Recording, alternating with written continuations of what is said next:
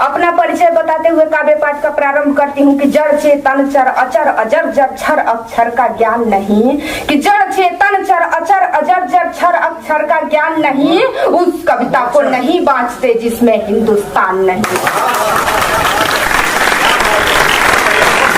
बहुत बहुत आभार। और अभी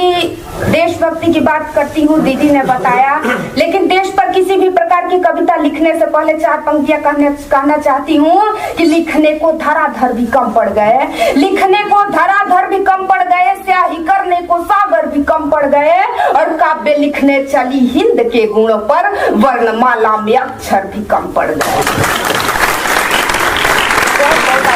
आप लोगों की प्रतिक्रिया के लिए। आजकल देश में जहां देखिए बांटने की बात चल रही है, हिंदू मुसलमान के नाम पर अगड़ा पिछड़ा ऊंचे नीचे ब्राह्मण भंगी न जाने कितने आधारों पर बांटा गया। और जब बांटा जाता है इन सामाजिक मापदंडों के आधार पर, तो एक अपने आप को श्रेष्ठ और दूसरे को तुच्छ समझने लगता है। तब कवि कुल की सबसे छोटी कलम कहने की कोशिश करती है कि किसी के हैं पुजारी हम, किसी के हो पुजारी तुम,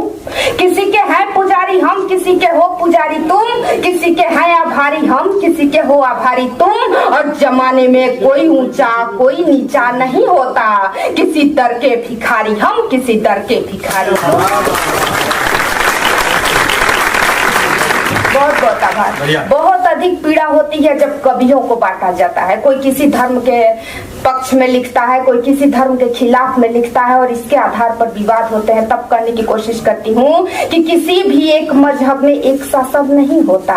किसी भी एक मजहब में एक सा सब नहीं होता, किसी सिद्धांत का अपवाद कोई कब नहीं होता, कि किसी भी एक मजहब में एक सा सब नहीं होता, किसी सिद्धांत का अपवाद कोई कब नहीं होता। और कवियों के बारे में कहना चाहती हूँ कि कर्म ही धर्म है सबसे बड़ा मानव के जीवन का, याद रखना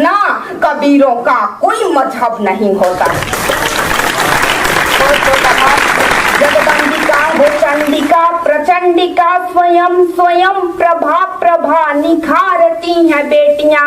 धार चंद्र हाथ हाथ में 28 मार नित्य भारती की आरती उतारती हैं बेटियां, समय समय पे सृष्टि के समक्ष शत्रुओं के वक्ष चीर समरांगण संभालती हैं बेटियां, शत्रुओं से हर जंग जीत है व्याधि पर, अपनों से हर जंग हारती हैं बेटियां। बहुत बहुत आभार। और अपनों से हारने की परंपरा से याद आती है महारानी लक्ष्मीबाई।